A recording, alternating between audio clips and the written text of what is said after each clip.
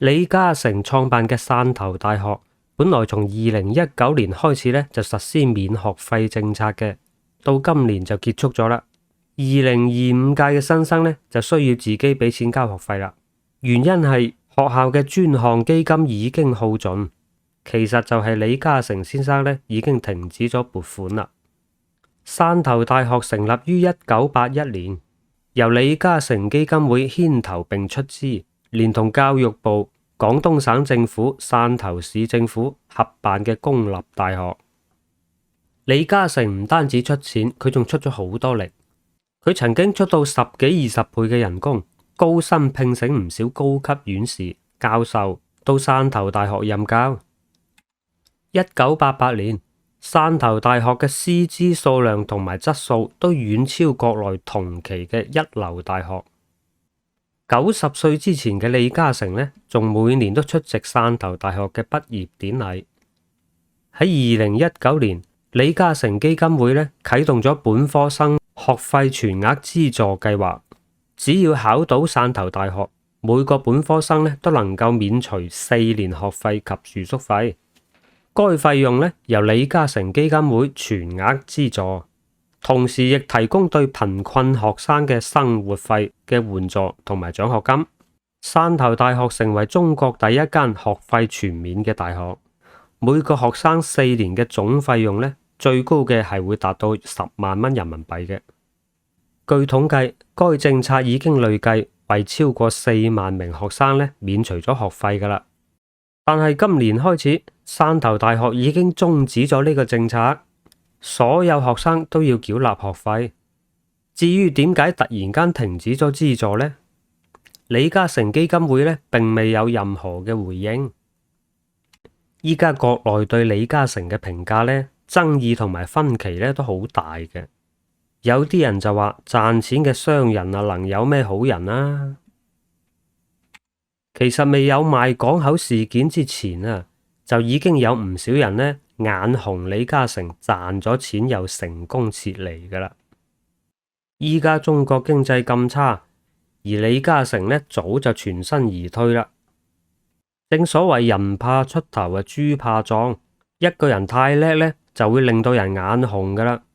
聖經裏邊嘅7宗罪之一，妒忌啊！見到你踏歌起舞、遊走劍尖咁成功，大把人喺度妒忌啊！係要見到你衰咗，佢哋就會心涼啦。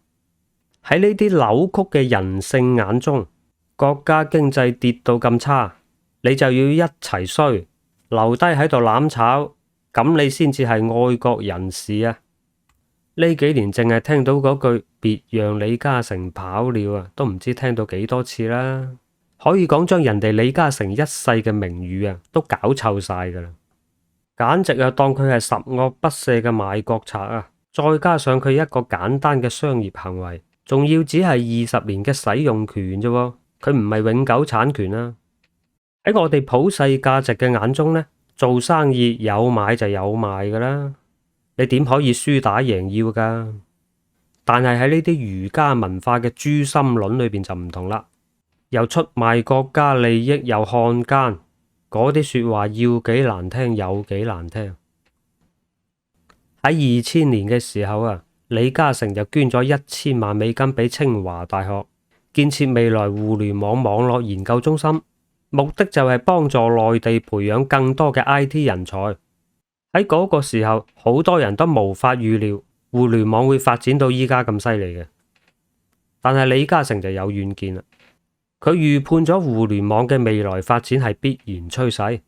你依家睇翻轉頭，呢1000萬美金嘅投入係授之以漁嘅最好方式，造就咗幾多 IT 人才啊！遍佈阿里巴巴、騰訊、字節跳動、Google。清華大學亦被譽為互聯網圈嘅黃埔軍校。其實不妨換位思考啊，如果你係李嘉誠，你一世人辛辛苦苦貢獻咗咁多慈善事業，今日就一個賣港口20年使用權嘅事件，就將你嘅人品打落谷底。仲要你睇下汕頭大學有冇人為李嘉誠發聲啊？講句話支持下都好啊，冇啊，全部沉默。全部都是白眼狼來的。咁啊，我覺得李嘉誠有啲脾氣都好正常吧，始終會有少少養狗咬春袋嘅感覺嘅。佢個心仲會唔會心甘情願再繼續資助汕頭大學嘅學費呢？就算佢本人唔介意啊，佢身邊嘅人都會戥佢唔抵啦。所以今次李嘉誠停止咗資助，亦都係無可厚非嘅。佢當然唔會因為孤寒啦，更加唔會因為冇錢。汕頭大學300億都捐咗出去啦，呢啲咁多年先幾億嘅學費算得乜嘢啊？跌咗落地都費事執啦。其實李嘉誠支持嘅慈善項目呢，唔係淨係中國嘅，全世界都有啊。我啊費事讀出嚟啦，咁長氣，有興趣嘅朋友呢，就撳暫停，自己睇下個表啦。喺我哋普世價值嘅認知裏邊，商人賺錢係好正常嘅，而且賺錢就要高調。睇下你賺到錢之後呢，有冇做啲回饋社會嘅好事？咁啊，可以睇到一個人係好人定係壞人咯。你睇下巴菲特，佢嗰啲金融風暴，橫掃股壇，食人掠骨啦，賺錢夠高調啦啩？佢立咗遺囑啦，將99.5% 嘅資產捐晒俾慈善機構。咁你話佢係好人定壞人啊？其實去到今時今日啊，我只能夠講呢：你做好事呢，都要睇下喺邊度做嘅。唔好再講話做好事無國界啊！呢啲嘢真係分社會制度㗎。如果你資助嗰啲哈佛大學啊、耶魯啊、牛津啊、劍橋啊，人哋係會感恩嘅，將你載入史冊，幾百年後呢，都有人感恩你當年嘅付出。我自己係一個中國人，我都唔中意中國人呢啲儒家文化。我自己身邊都有過唔少呢類型嘅朋友㗎。百好不如一壞啊！大家識咁多年，你對佢幾好都好，幾多幫助都好，只要你有一件事係令到佢反感，逆佢意，佢即刻就會對你180度轉變，數到你臭。嗰啲說話又係要幾難聽有幾難聽啊！有時唔係話我崇洋啊，人哋西方人啊真係好少見呢啲咁嘅人嘅。喺一件事上面，大家意見唔同，傾唔埋，咁呢件事咪唔合作咯。去到做下一件事，大家好啱 key 嘅時候，係唔會受上一件事嘅影響嘅，大家一樣係好老友。人與人之間就應該係咁樣相處噶嘛，唔應該係一件令到你唔中意嘅事去否定晒人哋嘅過去噶嘛。哇！如果李嘉誠都批到咁壞，咁恒大嗰啲一把手、二把手又算得乜嘢啊？你睇下許家印同佢老婆丁玉梅嘅技術性離婚。依家丁玉梅啊，同埋兩個仔啊，攞住幾百億喺加拿大嘆世界啊。許家印就算判無期啊，咪坐10幾碌出嚟，出翻嚟咪大家一家團聚，舒舒服服咯。許家印一被捉之後啊，恒大嘅2把手夏海軍啊，馬上就人間蒸發啦。人哋一早就預判咗你嘅預判啊，早就做好晒準備啦。消失1年幾後，終於被揾到啦。呢個夏海軍同埋佢老婆匿咗喺美國嘅加州，佢淨係啲房產同埋啲車啊，總價值都超過3000萬美金啦，並且早就將啲資產全部轉移晒到佢老婆嘅名下啦，仲要幫佢老婆設立咗個信託基金，夠晒安全啦。留喺中國嗰2.4萬億蘇州市，咪你14億人慢慢嘆咯。呢啲咁嘅人啊，屬於咩等級嘅壞人啊？我都唔識評價。但係呢兩個人喺媒體上邊嘅差評都未夠李嘉誠多啊！講開許家印，恒大未爆雷嗰陣啊，嗰支恒大足球隊咪打到全亞洲第一嘅。嗰時我一睇到許家印係河南人啊，我就即刻對呢個人冇咩好感噶。即係你唔好怪我歧視啊！我啊試過3次俾河南人啊搵笨柒噶啦，一次啊收咗預付款啊走佬，一次啊貨不對版。一次按協議做完嘢，先至提出額外加錢，所以我對河南人啊冇咩好感嘅。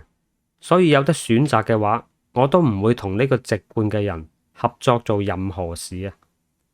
嗱，講翻李嘉誠啊，佢曾經講過，我喺事業上一切都可以失敗，但係汕頭大學一定要辦落去。佢將李嘉誠基金會比喻成佢第3個仔。可見佢對其重視度係有幾高嘅。就係因為佢2013年開始從房地產撤資，就被鬧成奸商。當年有幾多人笑佢傻啊，話佢喺上升通道撤資。依家睇下各個房地產商嘅下場，有邊個唔係損手爛腳噶？到底邊個先係傻仔？人哋李嘉誠依家無債一身輕啊，連一個爛尾樓都冇啊。咁啊，長實啲樓呢，係間中有時會漏下水咁啦，咁啊都冇咩大問題嘅。李嘉誠嘅預判能力啊，真係唔到你唔服嘅。佢喺國內捐款呢就不冠名，而喺外國嘅捐贈呢，佢先至會用自己個名嚟到命名建築物。你依家睇下邵逸夫先生曾經喺國內捐嗰啲冠咗名嘅教學大樓。